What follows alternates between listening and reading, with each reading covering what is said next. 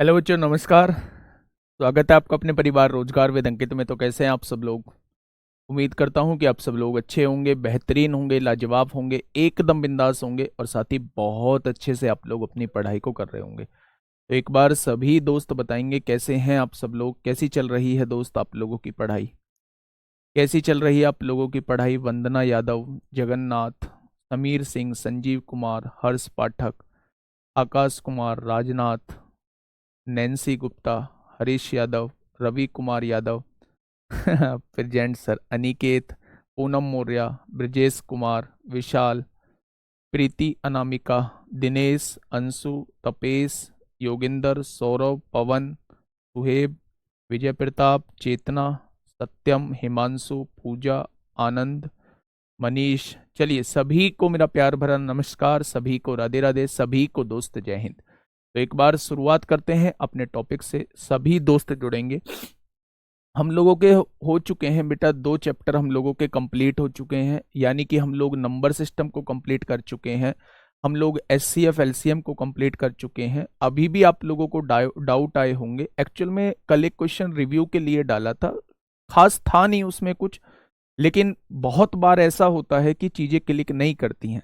बहुत बार ऐसा होता है कि जैसे हमें 8 का टेबल पढ़ना है, 6 टाइम्स पढ़ना है, तो 8 6 जा 48 होते हैं, 8 छिंग 48 होते हैं, लेकिन दिमाग से 8 छिंग 56 एक बार निकल गया तो वो बार बार आप लोग 56 लिखते रहोगे, गलती करते रहोगे, गलती करते रहोगे। फिर उसको थोड़ा सा हमें रेस्ट देने की जरूरत है, चीजें जब दिमाग में एकदम से क्लिक करेंगी। ठीक है। कल भी एक ऐसा ही छोटा सा एक क्वेश्चन था, बहुत छुटकू सा क्वेश्चन था, उसका कोई भी मतलब कहीं से कहीं तक भी कोई कॉन्सेप्ट नहीं था उसमें। फिर मैंने उसका सॉल्यूशन जो है वो आपको ग्रुप पे बता दिया है। एक साधारण सा सॉल्यूशन था, कोई बहुत बड़ी बात नहीं थी। लेकिन मेरे दोस्त, बहुत सारे बच्चों के जो है अब भी 2-3 क्वेश्चन ऐसे रहे होंगे जो डाउट बने हुए होंगे। पहले हम 45 मिनट जो है वो अगले चैप्टर को पढ़ते हैं, 15 मिनट जो है वो मैं डाउट के लूंगा। आप लोग टेंशन बिल्कुल भी मत लीजिए। बार वाले क्वेश्चन जो है वो उसका नाम होता है आवर्त दशमलव, रिकरिंग डेसिमल होता है, और उन्हें मैं सरलीकरण में आप लोगों को कराऊंगा। उन्हें मैं सरलीकरण में दोस्त आप लोगों को कराऊंगा। एक नए चैप्टर की शुरुआत करने जा रहा हूं। सबसे पहले तो सबको दशहरा की बहुत बहुत बहुत सारी शुभकामनाएं। दशहरा अच्छे से मनाओ, अच्छे से जहां भी जाना है, मेले में जाना है, जहां भी जाना है वहां आराम से जाके देखो। मेरे दोस्त, जीवन में एंजॉय जरूरी है। अगर आप एक किसी लक्ष्य की तरफ बढ़ रहे हैं तो पहले जीवन में एंजॉय भी जरूरी है। ऐसा नहीं है उस लक्ष्य के पीछे बेहिसाब तरीके से भागते रहें, वो भी तरीका सही नहीं है। तो जब त्योहार है तो उसे त्योहार की तरह ट्रीट कीजिए, मनाइए उसे अच्छे से। कोई बात नहीं, क्लास लीजिए, सब क्लास लीजिए, खाली टाइम में दोस्त उसे सेलिब्रेट भी कीजिए। और जैसे आज बुराइयों का अंत हुआ था, ठीक वैसे ही अपने अंदर कोशिश करिए कि हर दिन कुछ सीखने की चाह आपके अंदर हो, हर दिन कुछ ना कुछ बुराइयां आपसे दूर हो। ये अपने अंदर जो है चेंजेस लाने के लिए आप लोग हरदम तैयार रहिए, तत्पर मतलब तैयार रहिए। ठीक है। शुरुआत करने जा रहे हैं, एक ऐसे चैप्टर की शुरुआत करने जा रहे हैं जिसको वास्तव में मैथ की नींव माना जाता है। मैं बात कर रहा हूं रेशो एंड प्रोपोर्शन की। तो 2 चैप्टर ऐसे हैं जिन पर जो है पूरा का पूरा मैथ टिका हुआ है। जैसे एक तो हो गया रेशो एंड प्रोपोर्शन, एक हो जाएगा मेरे दोस्त, एक जो हो जाएगा आप लोगों का परसेंटेज हो जाएगा। मेरे दोस्त, मेरी बात को थोड़ा सा ध्यान से समझना। अगर मैं बात करता हूं, आज जो हम चैप्टर स्टार्ट करने जा रहे हैं वो होता है रेशो एंड प्रोपोर्शन।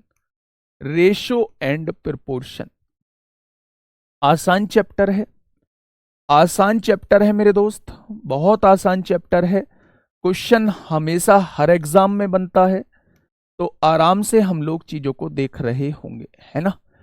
अनुपात और समानुपात हम लोगों को पढ़ना है। अगर मैं आपके यूपीएसआई में बात करूं तो मेरे दोस्त यहां से लिख के लीजिए कि 1 से 2 क्वेश्चन आप लोगों को देखने को मिलेंगे, और 1 से 2 क्वेश्चन अगर आपको यहां से देखने को मिलते हैं तो काफी बढ़िया आप लोग इसको कहेंगे कि स्कोरिंग चैप्टर है। यहां से आराम से हम उन 1-2 क्वेश्चंस को कर सकते हैं अगर हमने थोड़ी सी चीजें सीख ली। ठीक है भाई। चलिए बहुत बहुत धन्यवाद। अब आप शांति बनाइए मेरे दोस्त, अब चीजों को पढ़ते हैं। 40-45 मिनट इस चैप्टर को पढ़ेंगे। हाँ, मृत्युंजय यादव मेरे दोस्त आपने भेजा है, एक क्वेश्चन भेजा है, देखूंगा मैं भी, ठीक है।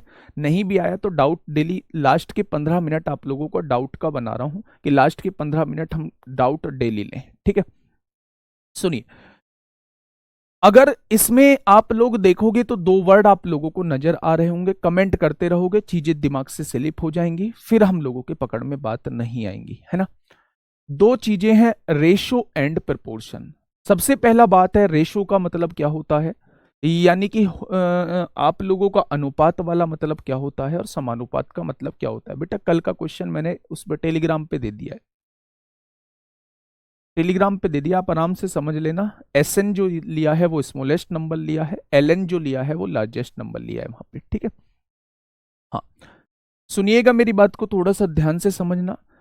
इसमें दो वर्ड हैं, एक तो है अनुपात, एक है समानुपात। जब भी दो चीजों की हम लोगों को तुलना करनी हो, दो चीजों का कंपैरिजन करना हो, जैसे मैंने आपसे कहा दो व्यक्ति हैं ए और बी, ए की आय जो है वो बी की आय की दुगनी है, ए की आय जो है वो बी की आय की दुगनी है। तो बी अगर 1 रुपया कमाता है तो ए 2 रुपए कमाता होगा, दुगना कमाता है।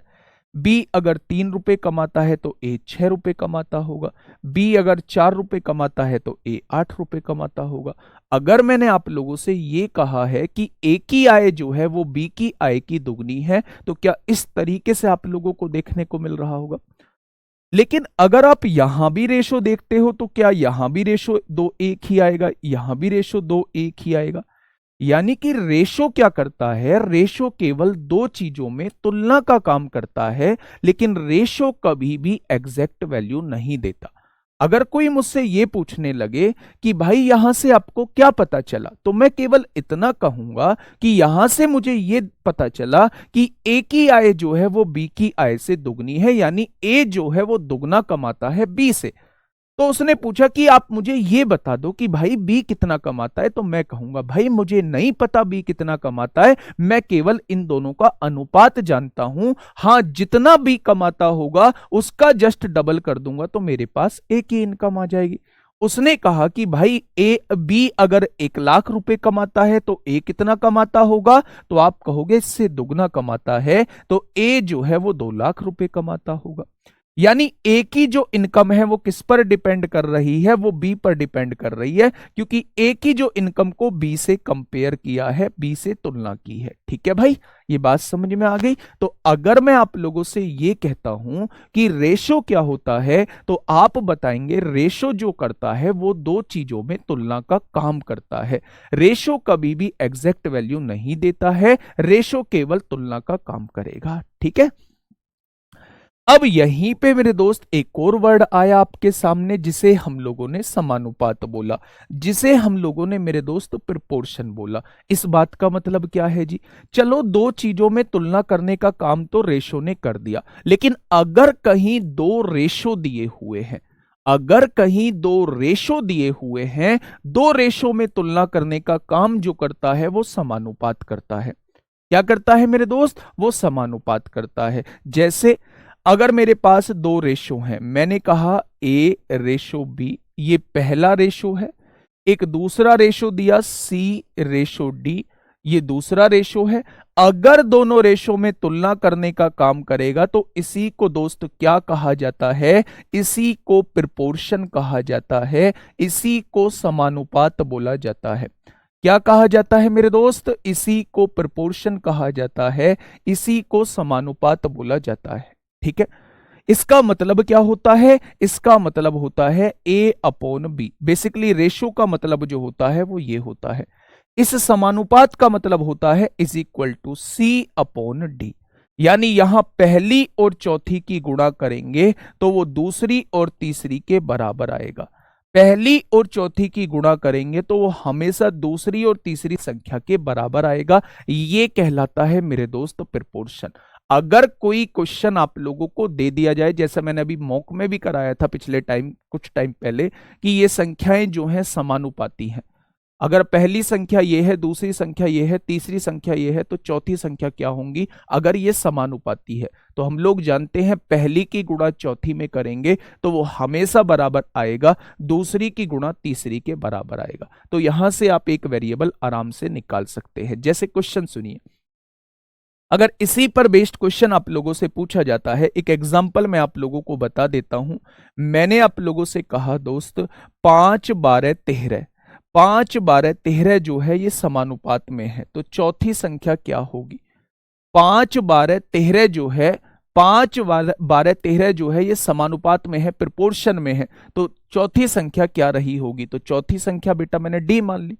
मैं जानता हूं पहली, अगर ये समानुपात में है तो पहली और आखिरी की गुणा करूंगा तो ये हमेशा बराबर आएगा, दूसरी और तीसरी के गुणनफल के बराबर आएगा। आएगा या नहीं? तो यहां 5 गुणा में है, इधर आके 5 भाग में हो जाएगा, 5 भाग में हो जाएगा तो 12 तिया 36/5 आ जाएगा। और 36/5 का मतलब होता है 5 सत्ते 35, क्या लास्ट वाली वैल्यू जो है वो 7.2 आ जाएगी? क्या लास्ट वाली वैल्यू जो है वो 7.2 आ जाएगी? मैंने दोस्त दो चीजों को आप लोगों के सामने डिस्कस किया। सबसे पहले रेशो क्या होता है? रेशो दो चीजों में तुलना का काम करता है। तुलना जो होनी चाहिए वो सेम चीजों में होनी चाहिए। अगर इनकम की तुलना कर रहे हैं तो दोनों की इनकम होनी चाहिए। अगर मैं आप लोगों से ये कहूं, हाँ ठीक है 13 लिखा है या 3 लिखा है, बात एक ही है ना, कुछ भी लिख लो बेटा। अगर मैं कहूं दोनों की लंबाइयों की तुलना होनी है तो दोनों की हाइट होनी चाहिए। मैंने कहा कि दोनों के क्या होनी चाहिए? दोनों के द्वारा तय की गई दूरी की तुलना होनी है तो दोनों के द्वारा तय की गई दूरी ही लिखी होनी चाहिए। तो मैं आप लोगों से कहना चाह रहा हूं रेशो जो करेगा हमेशा दो चीजों में तुलना करने का काम करेगा। प्रोपोर्शन जो करेगा वो हमेशा दो रेशो में तुलना करने का काम करेगा।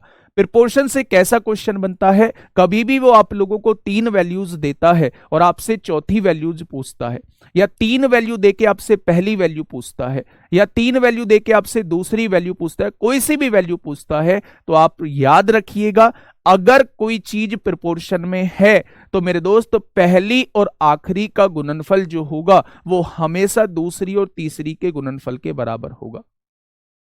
रेशो पॉइंट में नहीं होता है भाई, उस चीज पे आएंगे, क्यों टेंशन ले रहे हो? क्यों टेंशन ले रहे हो? ये रेशो थोड़ी ना बोला है उसने, डी की वैल्यू पूछी है। रेशो पॉइंट में नहीं होता है, मुझे अच्छे से पता है। थोड़ा सा वेट कर लिया करो, आप इतना एडवांस बनने की कोशिश क्यों करते हो? ठीक है, ये चीज समझ में आई। तो हम लोगों ने पहले इसकी डेफिनेशन को समझा कि इसकी डेफिनेशन क्या होती है। बच्चे कुछ टर्म होती हैं इसमें, इसमें कुछ टर्म्स होती हैं, उन टर्म को थोड़ा सा देख लेते हैं। रेशो के अंदर सबसे वैलिड टर्म क्या आती है? रेशो के अंदर सबसे वैलिड टर्म आती है वर्गानुपात। क्या होता है? वर्गा अनुपात क्या होता है? इसे कहा जाता है डुप्लीकेट रेशो। वर्गानुपात क्या होता है? इसे कहा जाता है डुप्लीकेट रेशो। क्या होता है? दूसरा पूछा जाता है वर्गमूलानुपात क्या होता है? वर्गमूलानुपात क्या होता है? तो आप लोग क्या कहेंगे? इसे क्या कहा जाता है? इसे कहा जाता है सब डुप्लीकेट रेशो। इसे कहा जाता है सब डुप्लीकेट रेशो। तीसरी चीज आप लोगों से पूछी जाती है घनानुपात। आप लोगों से पूछा जाता है घनानुपात, आप लोगों से पूछा जाता है, जिसे कहा जाता है ट्रिप्लीकेट रेशो। Triplicate ratio. और चौथी चीज यही होती है घनमूलानुपात। आप लोगों से पूछा जाता है घनमूलानुपात, आप लोगों से पूछा जाता है, जिसे कहा जाता है सब ट्रिप्लीकेट रेशो। क्या कहा जाता है? सब ट्रिप्लीकेट रेशो इसे कहा जाता है। ठीक है, और इधर जो बात करेंगे हम लोग, इधर जो मेरे दोस्त बात करेंगे, इधर जो बात करने वाले हैं मेरे साथी, इधर बात करने वाले हैं मेरे साथी, हम लोग किसकी? वर्गमूला योगांतरा अनुपात की बात करने वाले हैं। योगांतरा अनुपात की बात करने वाले हैं, यानी जिसे कहा जाता है componendo and dividendo. Componendo and dividendo, ये सबसे पहले कुछ टर्म्स पढ़ने वाले हैं। ये टर्म्स नहीं है, ये वाला मेथड है, और ये सारी टर्म है बेटा आप लोगों के सामने। ठीक है मेरे दोस्त, ध्यान से सुनिएगा मैं क्या आप लोगों को बताने वाला हूं। देखिए, बात को समझना, हर एक चीज समझ में आएगी। नाम से कंफर्म करते हैं पहले। वर्गा अनुपात। वर्गा अनुपात मतलब दी गई संख्या का वर्ग कर दो। अगर कोई रेशो आप लोगों को दिया हुआ है, मान लो 2/3 जो है वो रेशो आप लोगों को दिया हुआ है, और आपसे पूछा जाता है इसका डुप्लीकेट रेशो क्या होगा, इसका वर्गानुपात क्या होगा, तो वर्गानुपात के केस में डायरेक्ट आपको वर्ग करना है। तो 2/3 का वर्ग करोगे तो कितना हो जाएगा, 4/9 हो जाएगा। तो इसका ये डुप्लीकेट रेशो हो जाएगा। क्या हो जाएगा, इसका ये डुप्लीकेट रेशो हो जाएगा। लेकिन अगर दूसरी तरफ मैं यहां जाता हूं, यहां आपने देखा वर्गमूलानुपात, यानी दी गई संख्या का वर्गमूल निकालना होगा, स्क्वायर रूट निकालना होगा। मान लो मेरे पास एक संख्या, एक रेशो दिया हुआ है 9/25, और मैंने आप लोगों से पूछा इसका सब डुप्लीकेट रेशो क्या होगा। तो अगर सब लग जाता है तो मेरे दोस्त या तो आपको वर्गमूल निकालना होगा या फिर आप लोगों को घनमूल निकालना होगा। अब इसमें सब लग चुका है, सब लग चुका है, तो दोस्त इसका वर्गमूल निकाल दीजिए। तो 9 का वर्गमूल 3 होगा और 25 का वर्गमूल 5 होगा।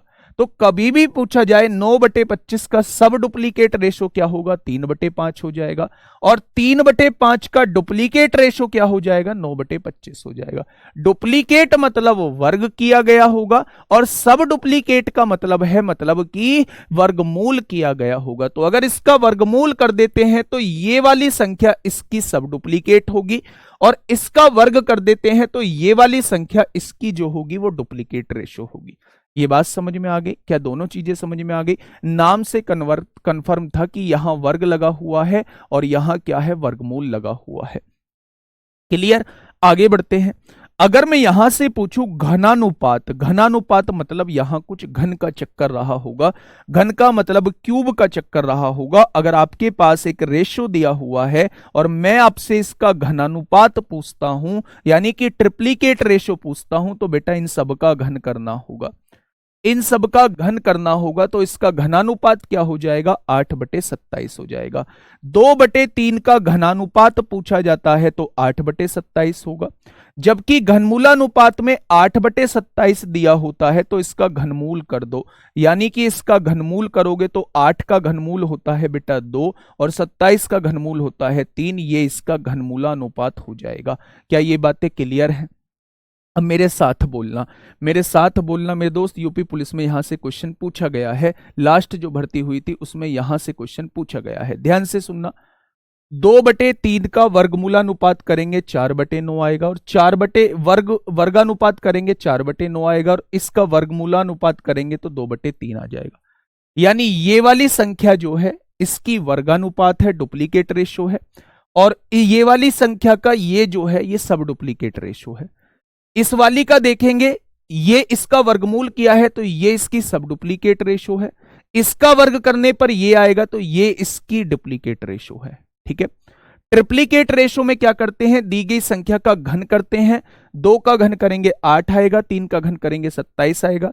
तो इसका घनानुपात जो है वो ये कहलाएगा, और इसका अगर घनमूल करके ये आ रहा है तो इसका घनमूलानुपात ये कहा जाएगा। ठीक है, यहां देखेंगे 8 का घनमूल 2 होगा, 27 का घनमूल 3 होगा। इसका घनमूलानुपात ये हो जाएगा, जबकि इसका घनानुपात ये हो जाएगा। क्या चारों बातें क्लियर हैं? क्या चारों बातें क्लियर हैं आप लोगों के?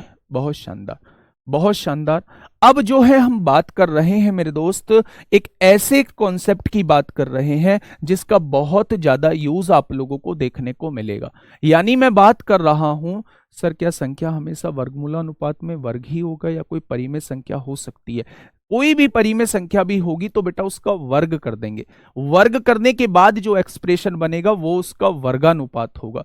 और अगर कोई परिमेय संख्या दी हुई है, इर्रेशनल नंबर दिया हुआ है, तो उसका घनमूल वर्गमूल कर देंगे तो वो उसका वर्गमूलानुपात हो जाएगा। कॉन्सेप्ट यही है जो आप लोगों को बताया गया है। ठीक है, अब समझिए मेरे दोस्त, आगे बढ़ते हैं। योगांतरानुपात क्या होता है, थोड़ा सा नाम से कंफर्म करिए मेरे साथी। योगांतरानुपात क्या होता है? सबसे पहले योग लिखा हुआ है, यानी इसमें कहीं ना कहीं आप लोगों को योग करना होगा। दूसरा, इसमें अंतर भी लिखा हुआ है, इसमें कहीं ना कहीं आप लोगों को अंतर भी करना होगा। यानी कुछ ऐसा कॉन्सेप्ट रहा होगा जिसमें हमें योग और अंतर दोनों करना होगा। तो अगर कहीं भी आप लोगों को कोई एक्सप्रेशन इस तरीके से लिखा हुआ दिख जाए, a अपॉन बी जो है वो c अपॉन डी लिखा हुआ दिख जाए, तो आप लोग यहां योगांतरा अनुपात कब लगाएंगे? कैसे आप लोगों को पता चलेगा कि भाई यहां जो है वो हमें कंपोनेंडो डिविडेंडो लगाना है? तो सुनना ध्यान से। मान लो मैंने आपके सामने कहा कि 5x plus 2y upon 5x minus 2y is equal to 3 upon 4 है। तो मैंने x और y का रेशो आप लोगों से पूछ लिया, x और y का रेशो क्या होगा? ध्यान से सुनना मेरे दोस्त। 5x प्लस 2y, हाँ 5x plus 2y upon 5x minus 2y का रेशो हमें दिया हुआ है 3 अपॉन 4।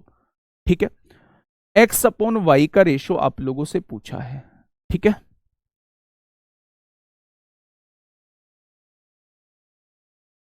चलिए अब मेरी बात को थोड़ा सा ध्यान से सुनना दोस्त। हम लोग क्या करने वाले हैं, जब भी आप लोगों को जैसी ऊपर संख्याएं हैं वैसी ही संख्याएं नीचे लगी हुई दिखाई दें, ध्यान से सुनना बेटा। कहां लगाते हैं कंपोनेंडो डिविडेंडो?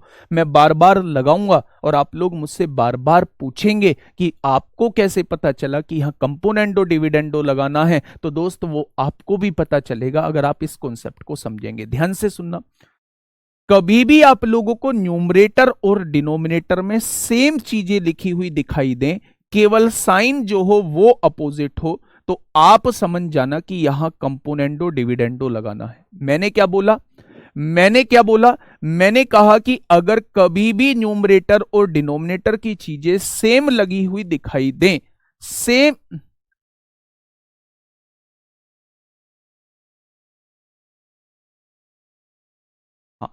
अगर आपको ऊपर वाली वैल्यूज और नीचे वाली वैल्यूज जो है वो सेम लिखी हुई दिखाई दें, तो आप समझ जाना अगर साइन का फर्क है तो यहां कंपोनेंडो डिविडेंडो लगाना है। अब सवाल ये उठता है कि भाई कंपोनेंडो डिविडेंडो होता क्या है? तो कंपोनेंडो डिविडेंडो ये होता है जब इसने बोला है योग भी करना होगा और अंतर भी करना होगा, तो सबसे पहले ऊपर वाली संख्या में नीचे वाली संख्या को हम लोग जोड़ रहे होते हैं, यानी कि ऊपर जोड़ रहे होते हैं, ये a प्लस बी हो जाएगा। फिर ऊपर वाली संख्या में से नीचे वाली संख्या हम लोग घटा रहे होते हैं, यानी पहले तो हमें योग करना होता है, फिर हमें अंतर करना होता है, फिर ऐसे ही हम लोग इधर करेंगे। ऊपर वाली संख्या में नीचे वाली संख्या जोड़ रहे होते हैं और ऊपर वाली संख्या में से नीचे वाली संख्या हम लोग घटा रहे होते हैं। तो ये जो कहलाता है ये बेटा कंपोनेंडो डिविडेंडो कहलाता है। ये जो कहलाता है ये क्या कहलाता है? ये कंपोनेंडो डिविडेंडो कहलाता है। यही मेरे दोस्त योगांतरा अनुपात कहलाता है। अगर इस कॉन्सेप्ट को मैं इस पर अप्लाई करता हूं तो ध्यान से आप लोग सुनिएगा दोस्त, मैं क्या करने वाला हूं। 5x प्लस 2y आप लोगों ने लिख दिया, 5x प्लस 2y है। सबसे पहले ऊपर वाली संख्या में नीचे वाली संख्या को जोड़िए तो 5x माइनस 2y हो जाएगा। फिर ऊपर वाली संख्या में से नीचे वाली संख्या को घटाइए, 5x प्लस 2y, उसमें से घटाना है 5x प्लस 2y को घटाना है, क्योंकि माइनस कर रहे हैं तो ये साइन चेंज हो जाएंगे। ठीक है भाई, अब देखिए थोड़ा सा ध्यान से सुनना, इधर भी वही करिए, ऊपर वाली संख्या में नीचे वाली संख्या को घटाइए। थोड़ा सा उल्टा लिख दिया, यहां कर लीजिए 7/5। ऊपर वाली संख्या में नीचे वाली संख्या को जोड़िए, 7 और 5 12 हो जाएगा, और ऊपर वाली संख्या में से नीचे वाली संख्या घटाइए, 7 में से 5 गया तो 2 हो जाएगा। ठीक है भाई, अगर यहां से आप देखोगे तो 2y से 2y कट जाएगा, 5x प्लस 5x कितना हो जाएगा? 10x हो जाएगा। और यहां देखेंगे 5x में से 5x कट गया, 2 दूनी कितना हो जाएगा? 2 और 2 4y हो जाएगा। और यहां क्या बच जाएगा मेरे दोस्त? यहां 6/1 बच जाएगा। बचेगा या नहीं बचेगा? अब आप ये देखिए, 4 इधर भाग में है, इधर आके गुणा में हो जाएगा, और ये 10 इधर गुणा में है, इधर आके भाग में हो जाएगा। 2 तिया 6, 2 पंजे 10 होगा, तो 4 तिया 12/5 आ जाएगा। तो अगर कोई आपसे पूछे x अपॉन वाई कितना होगा, तो आप लोग कहेंगे 12/5 होगा। ठीक है, मैं आप लोगों से ये कहना चाह रहा हूं, मैं आपसे ये कहना चाह रहा हूं कि अगर आप लोगों को न्यूमरेटर और डिनोमिनेटर सेम दिखाई दें, केवल साइन का फर्क हो, तो दिमाग में कॉन्सेप्ट आना चाहिए कि यहां कंपोनेंडो डिविडेंडो लगेगा। कंपोनेंडो डिविडेंडो ये कहता है कि हमेशा ऊपर वाली संख्या में नीचे वाली संख्या जोड़िए, फिर ऊपर वाली संख्या में से नीचे वाली संख्या घटाइए। ठीक वही कार्यक्रम राइट हैंड साइड करिए, ऊपर वाली संख्या में नीचे वाली संख्या जोड़िए और फिर ऊपर वाली संख्या में से नीचे वाली संख्या घटाइए, तो आपके पास जो चाहते हो वो वैल्यूज निकल के आ जाएंगी। ठीक है भाई, चलिए बहुत बढ़िया। अगर न्यूमरेटर छोटा हुआ, बेटा न्यूमरेटर इसलिए छोटा नहीं हो सकता था क्योंकि यहां देखोगे प्लस में वैल्यू है, यहां माइनस में वैल्यू है, जुड़ के कुछ बड़ा ही होगा, घट के कुछ छोटा ही होगा, तो इसलिए मैंने न्यूमरेटर की वैल्यू जो है वो बड़ी ली है। न्यूमरेटर की वैल्यू बड़ी ली है क्योंकि यहां प्लस भी लगा हुआ है, यहां माइनस लगा होता, यहां प्लस लगा होता, मैं डिनोमिनेटर की वैल्यू बड़ी ले रहा होता। ठीक है, चलिए बहुत शानदार, बहुत शानदार। भाई दिखाना क्या नहीं दिख रहा, बोर्ड दिखाना ऊपर। देखो, कंपोनेंडो डिविडेंडो का मतलब समझो आप लोग, मैंने इधर कर दिया है, कंपोनेंडो डिविडेंडो का मतलब समझो। अगर आपको दो चीजें जो हैं वो इक्वल टू में दिए हुए हैं, दो रेशो जो हैं वो इक्वल टू में आप लोगों को दिए हुए हैं, तो कंपोनेंडो डिविडेंडो ये कहता है कि आप ऊपर वाली संख्या में नीचे वाली संख्या को जोड़ के लिख दीजिए, ऊपर वाली संख्या में से नीचे वाली संख्या को घटा के लिख दीजिए, ऊपर वाली संख्या में नीचे वाली संख्या को जोड़ के लिख दो, ऊपर वाली संख्या में से नीचे वाली संख्या को घटा के लिख दो। ये कहलाता है कंपोनेंडो डिविडेंडो। हमें कैसे पता चलेगा कि कहां कंपोनेंडो डिविडेंडो लगना है? तो जब न्यूमरेटर और डिनोमिनेटर सेम दिए हो, केवल साइन का फर्क हो, तो दोस्त याद रखना कि वहां हम लोगों को कंपोनेंडो डिविडेंडो ही लगाना है, कंपोनेंडो डिविडेंडो ही लगाना है। ठीक है भाई, तो ये आपके सामने लिखा हुआ है। एक बार ऊपर वाली संख्या में नीचे वाली संख्या जोड़ा, 7 में 5 जोड़ा तो 12 आया, और ऊपर वाली संख्या में से नीचे वाली संख्या को घटाया, 7 में से 5 गया तो 2 आया। मेरे दोस्त यहां जोड़ोगे तो ये जुड़ के आ चुका है, कितना आ चुका है मेरे साथी? यहां देखेंगे, काट लो, 2 पंजे 10, 2 दूनी 4, ये उधर जाएगा, 4 भाग में इधर गुणा में आ गया, 10 गुणा में इधर भाग में, तो सॉल्व करोगे तो ये 12/5 आ जाएगा। ठीक है, ये बात समझ में आ गई क्या? चलिए बहुत शानदार। उधर दिखाई नहीं दिया है, मैं एक और बार बता देता हूं। मैंने कहा 5x + 2y और अपॉन में 5x - 2y, और इसकी वैल्यू जो दी गई है वो 8/5 दी गई है। ये वैल्यू आप लोगों को दी गई है और आप लोगों से पूछा गया है x/y क्या होगा, x/y क्या होगा। एक बच्चा कह रहा है कि अगर सेम हो तो बेटा ये 1 हो जाएगा, फिर तो बनेगा ही नहीं, फिर तो बनेगा ही नहीं। ठीक है, गुणा करके वैसे भी आ रहा है, पर मैं कंपोनेंडो डिविडेंडो लगाना सिखा रहा हूं। गुणा करके तो वैसे तो क्रॉस मल्टीप्लाई कर लीजिए, वहां से भी एक्स और वाई का रेशियो आ जाएगा। आज समझ रहे हैं? अब देखिए कैसे होगा। बेटा ऊपर वाली संख्या में नीचे वाली संख्या को जोड़िए, जब दोनों को जोड़ेंगे तो 5x कितना हो जाएगा? 10x हो जाएगा। दोनों को जोड़ेंगे तो बेटा ये कट जाएगा, प्लस का 2y से माइनस का 2y कट जाएगा, ऊपर का काम खत्म। अब ऊपर वाली संख्या में से नीचे वाली संख्या घटाइए, घटाओगे तो ये माइनस हो जाएगा, ये प्लस हो जाएगा। 5x में से 5x जाएगा, 0 बचेगा, 2y और 2y नीचे 4y हो जाएगा। ठीक वही काम उधर करिए, ऊपर वाली संख्या में नीचे वाली संख्या जोड़िए, 13 हो जाएगा। ऊपर वाली संख्या में से नीचे वाली संख्या घटाइए, 3 हो जाएगा। क्या ये चीज आ चुकी है? अगर यहां ये 4 भाग में है, इधर आके गुणा में हो जाएगा, और 10 इधर गुणा में है, इधर आके भाग में हो जाएगा। तो आप क्या कह सकते हैं? 2 दूनी 4 होगा, 2 पंजे 10 होगा, 13 दूनी 26 होगा, 5 तिया 15 होगा। यानी अगर कोई आपसे पूछे x और y का रेशो क्या रहा होगा, तो आप लोग कहेंगे 26/15 रहा होगा। क्रॉस मल्टीप्लाई भी कर सकते हैं। मैंने तो बस आप लोगों को क्या बताया है? कंपोनेंडो डिविडेंडो लगाना सिखाया। अभी तो मैं मेथड बता ही नहीं रहा, मैं तो आपसे कह रहा हूं कि क्रॉस मल्टीप्लाई कर दोगे तब भी x और y का रेशो आ जाएगा। ठीक है भाई, ये चीज समझ में आ गई क्या? क्या डेफिनेशंस आप लोगों को समझ में आ गई हैं? सबसे पहले मैं आप लोगों को बता दूं मेरे दोस्त, हमने रेशो एंड प्रोपोर्शन स्टार्ट किया। रेशो दो चीजों में तुलना करने का काम करता है, प्रोपोर्शन दो रेशो में तुलना करने का काम करता है। अगर कोई भी दो रेशो प्रोपोर्शन में है तो याद रखना पहले और आखिरी का गुणनफल जो होगा वो दूसरे और तीसरे के गुणनफल के बराबर होगा। उसके बाद हमने ये कुछ पॉइंट्स पढ़े। सबसे पहले हमने पढ़ा कि वर्गानुपात क्या होता है, दिए गए रेशो का वर्ग कर दोगे तो वर्गानुपात आ जाएगा। वर्गमूलानुपात क्या होता है, दिए गए रेशो का वर्गमूल कर दोगे तो वर्गमूलानुपात आ जाएगा। दिए गए रेशो का अगर घन कर देते हो तो वो घनानुपात आ जाएगा, और दिए गए रेशो का घनमूल ले देते हो तो वो घनमूलानुपात आ जाएगा। उसके बाद हम लोगों ने एक पढ़ा, एक मेथड होता है कंपोनेंडो और डिविडेंडो। सबसे पहले इसे हिंदी में कहा जाता है योगांतरा अनुपात कहा जाता है। योगांतरा अनुपात मतलब योग भी करना होता है। सबसे पहले हमें ऊपर वाली संख्या में नीचे वाली संख्या को जोड़ना होता है, ये लिख दिया। फिर ऊपर वाली संख्या में से नीचे वाली संख्या को घटाना होता है। ठीक उसी तरह c प्लस डी करेंगे, c माइनस डी कर देंगे। इसका क्वेश्चन कैसे बनता है, इसका क्वेश्चन मैंने आप लोगों को बता दिया। अगर आप लोगों को न्यूमरेटर और डिनोमिनेटर सेम दिए हुए हैं, केवल साइन का फर्क आप लोगों को दिया हुआ है, तो याद रखना ये क्वेश्चन हमारा कंपोनेंडो डिविडेंडो से हो सकता है।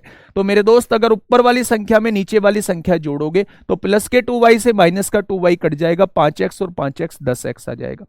फिर ऊपर वाली संख्या में से नीचे वाली संख्या घटाओगे तो ये साइन चेंज हो जाएगा, ये माइनस हो जाएगा, ये प्लस हो जाएगा। प्लस के 5x से माइनस का 5x कट गया, प्लस 2y प्लस का 4y हो जाएगा। ठीक उसी तरह यहां देखेंगे 8 में 5 जोड़ेंगे 13 आएगा, 8 में से 5 गया 3 आएगा। ये चीज भाग में है गुणा में आएगी, और ये चीज जो है वो गुणा में है, ये चीज गुणा में है, ये भाग में आ जाएगी। सॉल्व करेंगे तो मेरे दोस्त क्या हो जाएगा, 26/5 हो जाएगा। ठीक है भाई, ये बात समझ में आ गई। ऊपर ये दिख रहा है ना बेटा, x की वैल्यू 26 और y की वैल्यू 15 है। ठीक है, आपसे वो कुछ भी पूछ सकता है। वो आपसे कह सकता है बताओ भाई 4x square plus 3y square upon में 2x स्क्वायर प्लस का 5y स्क्वायर, इसकी वैल्यू बताओ। आपसे पूछ सकता है इसकी वैल्यू बताओ। तो मेरे दोस्त अगर x अपॉन y की वैल्यू आपके पास आ चुकी है तो बस x की जगह 26 पुट कर दीजिए, y की जगह 15 पुट कर दीजिए और यहां से वैल्यू निकाल दीजिए। बात समझ रहे हैं? क्रॉस मेथड बेटा वो अलग चीज है, उसे बताऊंगा। बस डायरेक्टली क्रॉस करना है, उसमें इसकी गुणा इसमें करनी है, इसकी गुणा इसमें करनी है, दोनों को बराबर लिखना है। लेकिन वो थोड़ा सा बाद में आएगा। अभी जिस मेथड पे काम कर रहा हूं उस मेथड पे काम करने दीजिए। ठीक है, हाँ। अब देखिए नेक्स्ट क्वेश्चन आप लोगों से यहां से और क्या पूछ सकता है। अब आते हैं बेटा शुरुआत ए रेशो की करते हैं कि यहां से क्वेश्चन कैसे बनने स्टार्ट होते हैं। ये सारी चीज जो है वो आप लोगों को पता होनी चाहिए। ठीक है, रेशो कैसे बनता है। पहले टाइप का क्वेश्चन आप लोगों के सामने बन रहा होता है, जो बिल्कुल बेसिक क्वेश्चन है, जो आपको पता होना चाहिए। वो मेथड जो है वो हर जगह यूज हो रहा होता है। ठीक है, मैंने आप लोगों से ये कहा कि दो रेशो हैं, दो वैल्यूज हैं, उनका रेशो जो है वो 2/3 दिया हुआ है। यानी a अपॉन बी की वैल्यू जो है वो 2/3 दी हुई है। आगे मैंने आपसे कहा भाई b अपॉन सी की वैल्यू जो है वो 7/5 दी हुई है। तो मैंने आप लोगों से पूछ लिया मेरे दोस्त a ratio b ratio c की वैल्यू क्या होगी, यानी तीनों का रेशो आप लोगों से पूछ लिया। तो पहले टाइप का क्वेश्चन ये होता है कि जब वो अलग अलग रेशो आप लोगों को दे देता है और कंबाइन करके रेशो आप लोगों से पूछ लेता है। ठीक है, हाँ देखिए ध्यान से, अगर कभी भी इस टाइप का क्वेश्चन दिया जाए तो मेथड तो इसके बहुत होते हैं। या तो आप b को ही सेम कर लो भाई, दोनों जगह b कॉमन है, b को सेम कर लो। अगर b सेम हो जाएगा तो a के सामने वैल्यू a की रहेगी, b के सामने वैल्यू b की रहेगी और c के सामने वैल्यू जो है वो c की रहेगी। ठीक है, या इसका दूसरा तरीका होता है, इसे हम लोग मेथड से कर सकते हैं, जिससे मैं हमेशा क्वेश्चन को करने की कोशिश करता हूं। कैसे? अगर मैं आपसे कहूं भाई एबीसी का आप लोगों को रेशो निकालना है, एबीसी का रेशो निकालना है, तो आप ए और बी का रेशो मुझे बताइए कितना दिया हुआ है। तो आप कहेंगे ए और बी का रेशो 2:3 दिया हुआ है। ठीक है, अगर मैं बी और सी का रेशो आपसे पूछूं तो इसे नीचे लिख लीजिए, 7:5 दिया हुआ है। आप लोग देखोगे कि दो जगह आपको खाली नजर आएंगी, एक तो ये वाली जगह और एक ये वाली जगह। खाली जगह को हमेशा क्या करना होता है, खाली जगह को हमेशा पड़ोसियों से फिल करना होता है। क्या करना होता है, खाली जगह को हमेशा जो करना होता है वो पड़ोसियों से भरना होता है। तो इसका पड़ोसी कौन है, इसी लाइन में 3 है, 3 से भर दीजिए। और इसका पड़ोसी कौन है इसी लाइन में, तो आप कहेंगे 7 है, 7 से भर दीजिए। ठीक है मेरे दोस्त, अगर आप इसकी गुणा इसमें करते हैं तो ये a की वैल्यू आ जाएगी रेशो, अगर इसकी गुणा इसमें करते हैं तो ये b की वैल्यू आ जाएगी 21, और अगर आप इसकी गुणा इसमें करते हैं तो ये c की वैल्यू आ जाएगी। तो रेशो क्या निकल के आ जाएगा, 14, 21 और 15 निकल के आ जाएगा। इसमें आप लोगों को ज्यादा टाइम खर्च करने की जरूरत नहीं है कि इसकी बहुत बड़ी ट्रिक देख रहे हैं यूट्यूब पे, मात्र 2 सेकंड में निकालें, तो इसमें बेटा वैसे भी टाइम नहीं लगने वाला है। यहां तो मैंने एबीसी का रेशो पूछा है, वो आपसे एबीसीडी ई का भी रेशो पूछ सकता है, वो आपसे ए और ई का रेशो पूछ सकता है। एक क्वेश्चन मैं आप लोगों के सामने लिख रहा हूं, उसका जवाब आप लोग मुझे देना। एक एग्जाम्पल मैं आप लोगों के सामने लिख रहा हूं मेरे दोस्त, ध्यान से थोड़ा सा सुनिएगा। मैंने आप लोगों से कहा कि a अपॉन बी जो है वो 3/4 आप लोगों को दिया हुआ है, b अपॉन सी जो है वो 2/3 आप लोगों को दिया हुआ है, और d अपॉन सी जो है वो 1/4 आप लोगों को दिया हुआ है। तो उसने आपसे पूछा है ए और डी का रेशो क्या होगा। सबसे पहले आप मुझे ए बी सी डी का रेशो बताइए। अगर उसने ये रेशो आप लोगों से पूछ लिया तो अब आप कैसे निकालेंगे। ए बी सी डी का रेशो मैं आप लोगों से पूछना चाह रहा हूं। ए बी सी डी का रेशो मैं आप लोगों से पूछना चाह रहा हूं। कितने लोग ऐसे हैं कि ऑनलाइन देखने के बाद ऑफलाइन भी जाते हैं? कितने लोग क्लास में ऐसे हैं ऑनलाइन क्लास देखने के बाद जो है वो ऑफलाइन भी जाते हैं? धीरेन्द्र कुमार जी, तृतीयानुपात चतुर्थानुपात बताओ। बेटा मुझे अपने हिसाब से चलने दो, प्रथमानुपात भी बताऊंगा, मध्यानुपात भी बताऊंगा, तृतीयानुपात भी बताऊंगा, चतुर्थानुपात भी बताऊंगा। ठीक है, चलिए। कितने लोग ऐसे हैं जो ऑफलाइन क्लास लेने जाते हैं ऑनलाइन के बाद? कितने लोग ऐसे हैं जिनसे कहा जाता है कि भाई यहां से मत पढ़ो, यहां से सिलेक्शन नहीं हो पाएगा, यहां से सिलेक्शन नहीं हो पाएगा? आप लोगों ने सुना होगा, मान लो मैं ही हूं, ये व्यक्ति की प्रवृत्ति होती है कि मान लो मैं ही क्यों ना हूं, मैं अगर मैथ पढ़ा रहा हूं तो मैं ये कहूंगा भाई इनसे मैथ मत पढ़ो और इनसे सिलेक्शन नहीं हो पाएगा। मतलब डायरेक्टली इनडायरेक्टली मैं चाहता हूं कि आप लोग मुझसे पढ़ें। मेरे दोस्त मैं आप लोगों को एक सच्चाई वाली बात बताता हूं कि आप खुद अपने एंड पे डिसाइड किया करिए। आप किसी के हाथ की कठपुतली मत बनो, मत किसी के कहने में आओ। मेरे दोस्त आप लोग खुद देखा करो कि आपको चीजें कहां से समझ में आ रही हैं। ये चीज डिसाइड कैसे करोगे कि आपको लेवल का पढ़ाया जा रहा है या नहीं पढ़ाया जा रहा है? आप किसी और संस्था के मॉक टेस्ट लगा के देखो। अगर आपसे क्वेश्चन बन रहे हैं तो मेरे दोस्त आप सही दिशा में जा रहे हैं। प्रीवियस ईयर के क्वेश्चंस को देखो, अगर आपसे क्वेश्चन बन रहे हैं तो आप सही दिशा में जा रहे हैं। लेकिन अगर आपसे क्वेश्चन नहीं बन रहे हैं तो आपको मूर्ख बनाया जा रहा है, क्या चाहे वो मेरे ही द्वारा क्यों ना मूर्ख बनाया जा रहा हो। लेकिन मेरे दोस्त ये खुद अपने एंड पर आप लोगों को डिसाइड करना होगा कि चीजें हमें किस लेवल तक की पढ़ाई जा रही हैं और चीजें हमें किस लेवल तक की पढ़ाई मतलब समझ में आ रही हैं। ठीक है, तो ये अपने एंड पे करना। एक बच्चे का कमेंट पढ़ा था कि वो ऑफलाइन के टीचर कह रहे थे जी इनसे नहीं हो पाएगा, इनसे नहीं कराया जाएगा। तो उन ऑफलाइन वाले टीचर को बताओ, अगर वो अभी जो है नहीं जानते हैं आरडब्ल्यूए के बारे में, तो उन्हें बताओ कि आरडब्ल्यूए वो संस्था है जिसने मैक्सिमम सिलेक्शन दिए हैं, मैक्सिमम सिलेक्शन दिए हैं। ऐसा कोई थाना नहीं बचा है जहां अपना दरोगा नहीं मिलेगा आप लोगों को। आरडब्ल्यूए वो संस्था है, मेरी बात समझ रहे हैं? आरडब्ल्यूए वो संस्था है जहां यूपी पुलिस में हर एक बच्चा ऐसा होगा जो आरडब्ल्यूए से किसी ना किसी तरीके से जुड़ा होगा, चाहे वो मॉक टेस्ट के थ्रू जुड़ा हो, चाहे वो किसी टीचर से पढ़ा हो, किसी से भी। ऐसे ही यूपीएसआई का मोस्टली मैं कह सकता हूं 90 to 95% जो बच्चा है वो जुड़ा होगा, किसी ना किसी तरीके से जरूर जुड़ा होगा आरडब्ल्यूए से। भाई बनेंगे, है ना? ये कहने वाले लोग दुनिया होती है। अब आप चलिए यहाँ ये आसान सा क्वेश्चन मैंने आपको दे दिया। ये भी कोई बहुत बड़ा क्वेश्चन नहीं है, ये भी बहुत आसान सा क्वेश्चन है। ठीक है, हाँ देखिए अब थोड़ा सा ध्यान से आप लोग सुनिएगा। ठीक है, देखिए थोड़ा सा ध्यान से सुनिए। अगर मुझसे एबीसीडी का वो रेशियो पूछना चाह रहा है तो मेरे दोस्त मैंने क्या है एबीसीडी लिख दिया। एबीसीडी दोस्त मैंने लिख दिया। ए और बी का रेशियो क्या दिया हुआ है तो आपने कहा वो 3 और 4 दिया हुआ है। बी और सी का रेशो क्या दिया हुआ है तो आपने कहा वो 2 और 3 दिया हुआ है। और यहां देखेंगे डी और सी का रेशियो, यानी डी की वैल्यू 1 है और सी की वैल्यू कितनी है, यहां 4 दिया हुआ है। थोड़ा सा इसे ध्यान रखना, सी और डी मत समझ जाना, ये डी और सी का रेशियो यानी ये वाली वैल्यू डी की है और ये वाली वैल्यू जो है वो सी की है। ठीक है भैया, चलिए बहुत बढ़िया, ध्यान से सुनना। ये जगह खाली है, ये जगह खाली है, ये जगह खाली है, ये जगह खाली है और ये 2 जगह खाली है। ये सारी जगहों को हमें भरना होगा। ठीक है, अब देखना मेरी बात को थोड़ा सा समझिएगा, क्वेश्चन कहना क्या चाह रहा है। यहां इसका पड़ोसी 4 है, 4 लिख दो। यहां इसका पड़ोसी 4 है, इसका पड़ोसी 2 है, 2 लिख दो। इसका पड़ोसी 4 है, 4 लिख दो। इसका पड़ोसी 4 है, इसका पड़ोसी 3 है।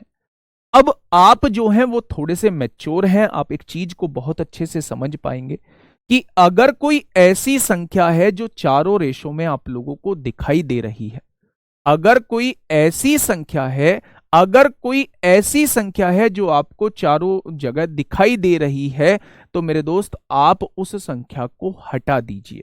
जैसे मैंने देखा 4 इसमें भी दिखाई दे रहा है, 4 इसमें भी दिखाई दे रहा है, 4 इसमें भी दिखाई दे रहा है, 4 इसमें भी दिखाई दे रहा है। तो अब आप क्या बचा आपके पास, 3 दूनी 6 यहां बच जाएगा, 4 दूनी 8 यहां बच जाएगा, 4 तिया 12 यहां बच जाएगा और 3 एकम 3 यहां बच जाएगा। तो मैं कह सकता हूं मेरे दोस्त, इन चारों का रेशो जो आएगा वो 6, 8, 12, 3 आएगा। अगर वो आप लोगों से कुछ भी यहां से पूछ सकता है, वो ए और डी का रेशो आपसे पूछ सकता है, तो आप 6 और 3 बता देना, यानी 2 1 आ जाएगा। वो ए और सी का रेशो पूछ सकता है, 6 और 12 बता देना, 1 2 आ जाएगा। वो आपसे बी और डी का रेशो पूछ सकता है, 8 और 3 का हो जाएगा। अगर आपका पास चारों रेशो मौजूद हैं तो आपसे वो कुछ भी पूछे, कुछ भी पूछे, आप लोग निकाल पाओगे। क्या ये बात समझ में आ गई? क्या रेशो निकालना आप लोगों को बहुत अच्छे से आ गया है? बहुत शानदार। लेकिन यहां से जो क्वेश्चन पूछे जाते हैं, हाँ, यहां ये कैसे पता चलता है कि कौन सा रेशो बड़ा है, कौन सा छोटा है? आगे बात करेंगे दोस्त, आगे बात करेंगे। तो यहां से आप वो कुछ भी पूछे, आप लोग यहां से निकाल दोगे। ठीक है, मैं कुछ क्वेश्चंस आप लोगों को करा रहा हूं। हो सकता है शुरू के क्वेश्चंस बहुत बेसिक हों, लेकिन मेरे दोस्त समझना, उन बेसिक क्वेश्चन से ही नींव तैयार होगी। उन बेसिक क्वेश्चन से ही दोस्त नींव तैयार होगी। पहला क्वेश्चन आप लोगों के सामने है, फटाफट मुझे आंसर बताइए, क्या होगा इस क्वेश्चन का बिल्कुल सही जवाब। देखिए क्वेश्चन क्या कहना चाह रहा है। क्वेश्चन ये कहना चाह रहा है कि ए और बी का रेशो 5 8 दिया हुआ है। ए और बी का रेशो 5 8 दिया हुआ है। बी और सी का रेशो जो है वो 4 7 आप लोगों को दिया हुआ है। तो बेटा पड़ोसी कौन 8 है, पड़ोसी कौन 4 है। अब आप एक चीज देखना, आप मैच्योर बंदे हैं, काट सकते हैं इजिली। 4 से एक बार कटेगा, 4 एकम 4, 4 एकम 4, 4 दूनी 8। क्या तीनों जगह 4 मौजूद था? तीनों जगह से 4 हमने उड़ा दिया है। तीनों जगह 4 मौजूद था, तीनों जगह 4 मौजूद था, तीनों जगह से 4 उड़ा दिया है। अब यहां क्या बचा होगा? 5 बचा होगा। यहां क्या बचा होगा? 8 बचा होगा। और यहां क्या हो जाएगा? 14। तो तीनों का रेशो क्या हो जाएगा? 5 8 14। इस क्वेश्चन का जवाब हो जाएगा। बहुत आसान सा क्वेश्चन था। ठीक है, क्वेश्चन नंबर 2 अब आप लोग देखिए, टाइम भी हो चुका है, 7:45 हो चुके हैं। जल्दी से मुझे बताइए क्या होगा इस क्वेश्चन का बिल्कुल सही जवाब। बेटा वो आप लोग सीख लेना, अगर आपको सीखने की जल्दी है, जेड बना देते हैं, ये रट लेते हैं, क्रॉस कर देते हैं, वो कर देते हैं, वो आप सीखना। भाई मेरे बस की बात नहीं है उनको पढ़ाना, ना उनको रटवाना मेरे बस की बात है। पहली और आखिरी की गुणा करो, जेड बना लो, इसकी गुणा करते चले जाओ। भाई नहीं आती वो सारी चीजें दिमाग में पेपर के टाइम। सुनिए, क्वेश्चन ने कहा है ए और बी का रेशो कितना दिया हुआ है, तो आप कहेंगे 1 2 दिया हुआ है। बी और सी का रेशो कितना दिया हुआ है, तो आप कहेंगे 3 4 दिया हुआ है। सी और डी का रेशो कितना दिया है, तो आप कहेंगे 6 9 दिया हुआ है। 6 9 का मतलब होता है, 6 9 का मतलब होता है 3 दूनी 6 और 3 तिया 9, 2 3 ही दिया हुआ है। सी और डी का रेशो 2 3 दिया हुआ है। और डी ई का रेशो कितना दिया हुआ है, अगर डी ई का रेशो आप लोगों से पूछा जाए तो 4 तिया 12, 4 चौक 16, यानी 3 4 आप लोगों को दिया हुआ है। ऐसा कुछ दिया हुआ है। भाई इससे बड़ा तो वो आपसे पूछेगा नहीं। ये जगह खाली है, सबको 2 से भर दो, क्योंकि 2 पड़ोसी है, सबको 2। ये 2 जगह खाली है, सबको 4 से भर दो। ये जगह खाली है, 3 से भर दो। ये जगह खाली है, 3 से भर दो। ये 2 जगह खाली है, इस 2 से भर दो। और ये 3 जगह खाली है, इस 3 से भर दो। किस 3 से भर दिया? इस 3 से भर दिया। बस हो गया काम खत्म। आपसे पूछा है A B C D E का रेशो क्या होगा। क्या कोई ऐसी संख्या है जो हर जगह कट रही है? आप कहोगे जी 3 तो हर जगह से कट रहा है, काट दिया हमने 3।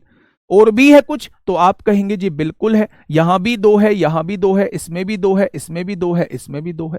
क्या और भी कट सकता है? तो आपने कहा जी अब मत काटो, इतना भी काटना ठीक नहीं है। 3 एकम 3 होगा, 3 दूनी 6 होगा, 4 दूनी 8 होगा, 4 तिया 12 होगा, 4 चौक 16 होगा। आंसर 3 6 8 12 16 हो जाएगा। आंसर 3 6 8 12 16 हो जाएगा। ऑप्शन नंबर डी इस क्वेश्चन का बिल्कुल सही जवाब हो जाएगा। आंसर क्या हो जाएगा बेटा? अगर कोई ऐसा अंक है जो हर जगह मौजूद है तो आप उसे काट सकते हैं। हर रेशो में मौजूद है, आप उसे काट सकते हैं, हटा सकते हैं। रेशो क्या होता है? सिंपलेस्ट फॉर्म होती है, सिंपलेस्ट फॉर्म। ठीक है भाई, मेरी बात समझ में आ गई क्या? अब मैं कुछ क्वेश्चंस आप लोगों को, पहले आप मुझे ये बताइए कि जितनी बात मैंने समझाई क्या उतनी बात आप लोगों को समझ में आई? कल एक ऐसा टॉपिक चलेगा जहां से बच्चा छोटे एग्जाम हो बड़े एग्जाम हो वहां से क्वेश्चन बनते हैं। यानी मैं बात कर रहा हूं मीन प्रोपोर्शन, मैं बात कर रहा हूं फर्स्ट प्रोपोर्शनल प्रथमानुपात, मैं बात कर रहा हूं थर्ड प्रोपोर्शनल यानी तृतीयानुपात, और मैं बात कर रहा हूं मेरे दोस्त फोर्थ प्रोपोर्शनल यानी कि चतुर्थानुपात। कल हम इस पे बात करेंगे और कुछ बढ़िया क्वेश्चंस की तरफ चलेंगे। यहां से भी रेशो से कौन कौन से बढ़िया क्वेश्चन बनते हैं उनकी तरफ हम लोग जा रहे होंगे। ठीक है, ये बेसिक था जो आप लोगों को बताया गया था। इसके बाद क्वेश्चंस का लेवल जो है वो अच्छा खासा शुरू हो जाता है। भैया जी काटते कैसे हैं? बेटा 4 4 काट दूंगा, 4 काटूंगा तो ये भी कट जाएगा, ये भी कट जाएगा, लेकिन इसमें कहाँ 4 मौजूद है तो 4 कैसे काट दूंगा? अगर आपके दिमाग में आए जी 2 काट लीजिए तो 2 से 2 बार कट गया, 2 बार कट गया, 2 बार कट गया, 2 कट गया, और 2 तो इसमें मौजूद नहीं है तो 2 से कैसे काट दूंगा? यानी अब नहीं कटेगा। ठीक है, चलिए मैं कुछ क्वेश्चंस आप लोगों को करा रहा हूं, 2-3 क्वेश्चंस करा रहा हूं जो बच्चों के डाउट आए हैं, जो बच्चों के डाउट आए हैं, है ना। नेक्स्ट क्वेश्चन की तरफ हम लोग चलते हैं। देखिए बेटा, एक इस क्वेश्चन को थोड़ा सा समझिए। 11 क्वेश्चन तक हम लोग कर चुके हैं, एक इस क्वेश्चन को थोड़ा सा समझिए। 15 मिनट जो है वो डाउट ले लेता हूं, बाकी जिनका कोई डाउट नहीं है, बाकी जिनका कोई डाउट नहीं है वो जा सकते हैं। ठीक है, क्वेश्चन ने क्या कहा है? दो संख्याओं का मैसेज जो है वो 21 है। क्या आप संख्या मान सकते हैं कि पहली संख्या जो है वो 21A हो जाएगी और दूसरी संख्या जो है वो 21B हो जाएगी? क्या ये बात आपकी क्लियर होगी?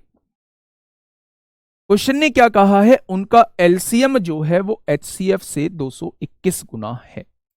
अच्छा एक बात मुझे बताइए, एलसीएम क्या दिया हुआ है? एलसीएम यहां से इन दोनों संख्याओं का एलसीएम क्या आएगा? तो 21 और 21 का एलसीएम 21 आएगा और ए और बी का एलसीएम ए बी आएगा। क्या इनका एलसीएम इतना आ जाएगा? उसने ये कहा है इनका जो एलसीएम है वो एचसीएफ से 221 गुना है। एचसीएफ 21 दे रखा है, इसका 221 गुना है, इसका 221 गुना है। क्या उन्होंने यही बात बोली है? ठीक है, अब आप देखना 21 से 21 कट जाएगा, यानी ऐसी दो संख्या हमें छांटनी है, ऐसी दो संख्या हमें छांटनी है जिनकी गुणा करके मेरे दोस्त 221 आ जाए। ऐसी दो संख्या हमें छांटनी है जिनकी गुणा करके जो है वो 221 आ जाए। आगे क्या कह रहा है? यदि उनमें से एक संख्या 200 से 300 के बीच आती है तो आप मुझे ये बताइए दूसरी संख्या। उस संख्या को नहीं पूछ रहा है, उस संख्या को नहीं पूछ रहा है बच्चे जो 200 से 300 के बीच आती है, उस संख्या को पूछ रहा है। तो दूसरी संख्या है बच्चे, तो ध्यान से सुनना। सबसे पहले जरूरी होता है ऐसी दो संख्याओं को बताना जो बेटा इनको पूरा पूरा डिवाइड कर सके। तो आपने कहा जी 3 से भी नहीं कटेगा, 2 और 2 4 और 1 5, 5 से भी नहीं कटेगा, 7 या 21 7 से भी नहीं कटेगा, 11 से भी नहीं कटेगा, 13 एकम 13 कितना बचेगा? 13 से कट जाएगा। यानी अगर मैं इसे 13 से काटता हूं, 221 को 13 से काटता हूं तो आप कहेंगे ये 17 बार कट जाएगा। यानी मैं कह सकता हूं कि ए की वैल्यू 13 होगी और बी की वैल्यू 17 होगी। जब दोनों की गुणा करोगे तो 221 आ जाएगा। क्या इस बात से आप लोग मेरी सहमत हैं? तो आप कहेंगे जी सहमत हैं इस बात से। अब मेरे दोस्त ए की जगह 13 लिख लीजिए, यानी पहली संख्या ये हो जाएगी। बी की जगह 17 लिख दीजिए, यानी दूसरी संख्या जो है वो ये हो जाएगी। क्या ये भी बात क्लियर है? तो आपने कहा जी ये भी बात क्लियर है। 13 एकम 13 को 3 हासिल 1, 13 दूनी 26 और 1 27 हो जाएगा। 17 एकम 17 को 7 हासिल 1, 17 दूनी 34 और 1 35 हो जाएगा। यानी पहली संख्या आपके सामने 273 आ चुकी है और दूसरी संख्या आपके सामने 357 आ चुकी है। उसने कहा है यदि उनमें से एक संख्या 200 से 300 के बीच आती है, ये रही वो संख्या जो 200 से 300 के बीच आती है, तो दूसरी संख्या के अंकों का योग क्या होगा। यानी वो इसके बारे में बात नहीं कर रहा है, वो इसके अंकों के योग के बारे में आपसे पूछ रहा है। तो 7 और 5 12 और 3 कितना हो जाएगा, 15 इस क्वेश्चन का जवाब हो जाएगा। मेरी बात समझ में आ गई। वो कौन सी संख्या आ जाएगी मेरे दोस्त, 17 एकम 17 को 7, 17 दूनी 34 और 1 35, 7 5 12 और 3 15 हो जाएगा। क्या ये बात आप लोगों के क्लियर है, बोलिए। क्या ये बात आप लोगों के क्लियर है। एचसीएम के एलसीएम भी फुल पीडीएफ की वर्कशीट के क्वेश्चन मिल सकते हैं, बिल्कुल मिलेंगे, बिल्कुल मिलेंगे। ठीक है, एचसीएफ एलसीएम के तैयार करा रहा हूं मेरे दोस्त। आज नंबर सिस्टम के अभी 12-1 बजे तक अपलोड हो जाएंगे और फिर एचसीएफ एलसीएम की जो है वो नंबर एचसीएफ एलसीएम की जो वर्कशीट है वो मैं तैयार करा रहा हूं। ठीक है, ये बात समझ में आ गई। 15 होगा 357। भाई 15 ही तो बताए, 5 3 8 8 7 15। ठीक है भाई, ये चीज समझ में आई तो आप कहेंगे जी ये चीज समझ में आ चुकी है। बेटा एक बार दोबारा से देखना। नेक्स्ट क्वेश्चन आप लोगों के डाउट को लेके चलता हूं बेटा। ये सीजीएल मेंस में पूछा गया है, लेकिन एक बच्चे ने पूछा तो इसलिए मैं आप लोगों के सामने लेके आया हूं। ठीक है, थोड़ा सा ध्यान से समझना। 13 17 कहां से आया है, ये हिट एंड ट्रायल है। ऐसी दो संख्या की गुणा जिससे ये गुणा करके ये आ जाए, तो कैसे पता चलेगा, जिससे ये डिवाइड होता हो उसे देख लो। आपने लगातार संख्या से डिवाइड करके देखा तो आपने देखा 13 से 17 बार कट रहा है, यानी 13 की गुणा 17 में कर देंगे तो मेरे दोस्त ये 221 हो जाएगा। ठीक है, बताइए इसका क्या आंसर होगा। देखिए क्वेश्चन कहना क्या चाह रहा है, क्वेश्चन कहना चाह रहा है हाँ, ए बी सी 4 अलग अलग संख्याएं हैं। ए बी सी 4 कैसे हो गई, ए बी सी 4 या संख्या तो 3 है। A B C are 4 distinct number and the HCF of each pair of number. A B C और 13, ये इसने कहा है ए बी सी और 13 4 अलग अलग संख्याएं हैं।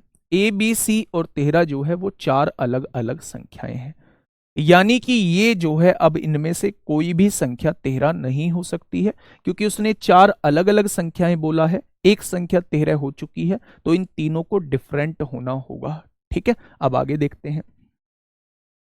आगे उसने कहा है, एक बच्चा पूछा जी पहले 21 की गुणा क्यों की। बेटा संख्या 21 ए थी और 21 बी थी, तो ए की वैल्यू 13 आ चुकी है, तो यहां एक वैल्यू 13 आई है ना, ए की बी की वैल्यू 17 आई है, तो ए की वैल्यू यहां रखिए, 21 की गुणा 13 में करेंगे पहली संख्या आएगी। 17 वैल्यू यहां रखिए, 21 की गुणा 17 में करेंगे दूसरी संख्या आएगी। पहली संख्या 200 से 300 के बीच में है, तो दूसरी संख्या के अंकों का योग क्या होगा, उसने ये क्वेश्चन ने पूछा है ना भाई। चलिए मेरे दोस्त इस क्वेश्चन को थोड़ा सा समझिए। क्वेश्चन ने कहा है भाई साहब 4 संख्याएं हैं जो अलग अलग हैं। 21 की गुणा 11 में कर लेते हैं तो भी आ सकता है, करके देखना भाई एक बार। 21 की गुणा 11 में करके मुझे बताओ 221 ही आ रहा है क्या। चलिए उसने कहा है 4 अलग अलग संख्याएं हैं। कौन कौन सी हैं 4 अलग अलग संख्याएं, ए बी सी और 13। मुझे ये पता चल गया है कि इन तीनों में से कोई सी भी 13 नहीं होगी, क्योंकि जब ही ये अलग अलग होंगी। ठीक है, संख्याओं का प्रत्येक युग्म 13 13 भी 13 सी का एचसीएफ 13 है, यानी कि अगर मैं इनके एचसीएफ की बात करता हूं, एचसीएफ होता है बड़ी से बड़ी संख्या जो दी हुई संख्या को विभाजित कर दे। तो मेरे दोस्त अगर मैं पूछूं इन दोनों को विभाजित करने वाली बड़ी से बड़ी संख्या 13 हो जाएगी। इन दोनों को विभाजित करने वाली बड़ी से बड़ी संख्या 13 दी हुई है, इनका मैसेज जो है वो 13 दिया हुआ है। अब आप समझना, क्वेश्चन ने कहा है जहां ए बी सी प्रत्येक जो है वो 60 से कम है, प्रत्येक जो है वो 60 से कम है, और ए छोटा है बी से और बी छोटा है सी से। इंग्लिश में पढ़ोगे तो आपको कंडीशन भी समझ में आ जाएगी, और value of A plus C upon B की वैल्यू आपको बतानी है। इन तीनों की वैल्यू जो है वो 60 से कम दे रखी है। ठीक है भाई, अगर 13 का मल्टीपल है, 13 से ये दोनों संख्या डिवाइड होती हैं, तो आपको ये तो समझ में आ गया होगा यहां कोई 13 के गुणज ही होंगे, तभी तो ये दोनों संख्या 13 से डिवाइड होंगी। अगर यहां 13 का कोई मल्टीपल होगा, चाहे 26 हो, 39 हो, 52 हो, 65 हो, कितना भी हो, यहां वो ही संख्या आएगी जो 13 से कटती होगी, तभी तो में से जो है वो 13 आएगा, हाँ या ना। ऐसे ही यहां भी 13 से कटने वाली संख्या होगी, यहां भी 13 से कटने वाली संख्या होगी। उसने कहा है तीनों वैल्यूज जो है वो 60 से कम है, यानी एक ही वैल्यू 13, 26, 39 और 52 में से कुछ भी हो सकती है। 65 लेंगे नहीं क्योंकि ये 60 से ज्यादा हो जाएगी, होगी या नहीं। तो मेरे दोस्त अगर मैं इसे एक ही वैल्यू को 13 ले लेता हूं, तो मेरे दोस्त ये दोनों संख्या समान हो जाएंगी। उसने कहा है चारों संख्या अपने आप में अलग अलग हैं, 13 तो ये हो ही नहीं सकती। इसका मतलब 13 को छोड़ दिया जाए तो एक ही वैल्यू मैं 26 ले लूंगा, 13 और 26 का एचसीएफ 13 आएगा। बी की वैल्यू मैं 39 ले लूंगा और सी की वैल्यू मैं 52 ले लूंगा। सारी कंडीशन फुलफिल हो चुकी है, प्रत्येक जोड़े का मैसेज जो है वो 13 आ चुका है। और बेटा सारी संख्याएं 60 से कम भी हैं, 26, 39, 52 और तीनों की वैल्यू आपकी निकल चुकी है। क्वेश्चन ने कहा है a plus C by B कितना होगा। तो a की वैल्यू कितनी मानी है आपने, 26 मानी है। c की वैल्यू कितनी मानी है, 52 मानी है। और b की वैल्यू कितनी मानी है, 39 मानी है। 6 2 8, 78/39 कितना हो जाएगा, आंसर जो है वो 2 आएगा। इस क्वेश्चन का जवाब जो है वो 2 आ जाएगा। ठीक है भाई, ईच लेस देन 60, हाँ प्रत्येक 60 से कम है, प्रत्येक को 60 से कम ही लिया है। ठीक है भाई, चलिए 13 नहीं हो सकती है क्योंकि उसने कहा ये चारों जो नंबर हैं वो डिफरेंट है, डिस्टिंक्ट नंबर हैं। तो बेटा जब एक नंबर 13 हो गया तो ये 13 थोड़ी ना हो जाएंगे, ये 13 थोड़ी ना हो जाएगा। 13 एक जैसी ले दी तो फिर तो एक जैसी होगी, फिर कहां डिस्टिंक्ट नंबर रहेंगे। 13 को छोड़ के बाकी कुछ भी ले सकते हो 60 से कम, तो 26 ले सकते हैं, 39 ले सकते हैं, 52 ले सकते हैं। उसने कहा सबसे छोटा ए है फिर बी है, तो इसको 26 लेंगे, इसको 39, इसको 52 लेंगे।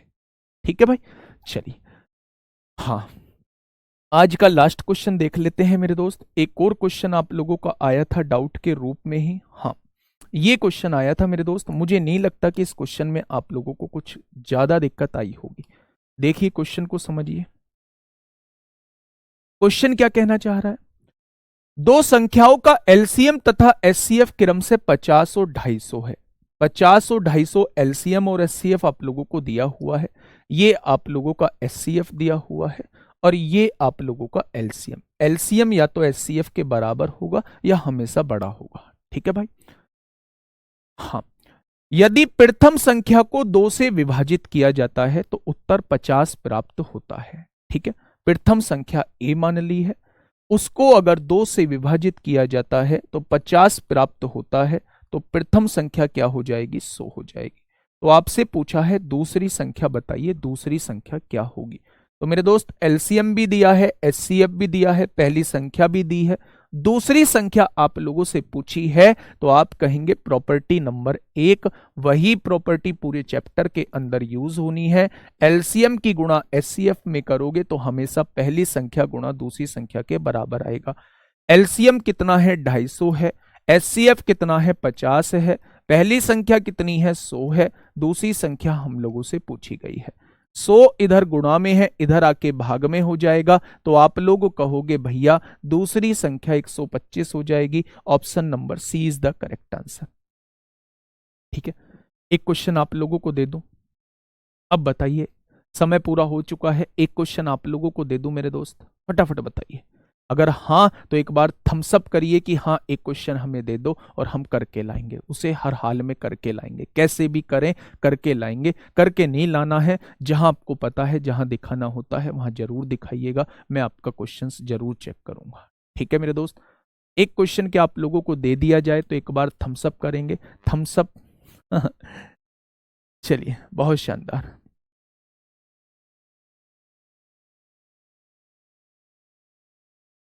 चले भाई एलसीएम को 50 ले ले, जब नहीं मान रहा है तो एलसीएम को 50 ले ले।